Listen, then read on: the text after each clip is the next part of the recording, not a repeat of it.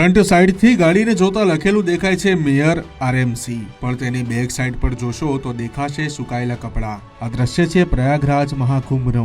રાજકોટ મહાનગરપાલિકાના મેયર નૈનાબેન ભેડડિયાની સરકારી ગાડી પર મહિલાઓના કપડાં સુકાતા હોય તેવા કેટલાક ફોટોઝ સામે આવ્યા છે. આ મામલે હવે વિવાદ શરૂ થયો છે. તે વચ્ચે standing committee chairman Jaymin Thackeray કહ્યું હતું કે મેયરની ગાડી પર કપડાં સુકાવા જોઈએ નહીં. આ તદ્દન ગેરવ્યાજબી વાત છે. મામલાની તપાસ કરતા જાણવા મળ્યું છે કે રાજકોટના મેયર મહાનગરપાલિકા કમિશનરની મંજૂરી લઈને સરકારી ગાડી લઈને ગુજરાત બહાર ગયા છે. તેઓ મંજૂરી લઈને પ્રયાગરાજ પહોંચ્યા છે, જેનું સ્ટેન્ડિંગમાં ઠરાવ છે તે મુજબ ભાડું પણ ચૂકવવાનું રહેશે. મંજૂરી સાથે જતા પ્રવાસનો ખર્ચ મેયરને ખુદ આપવો પડશે.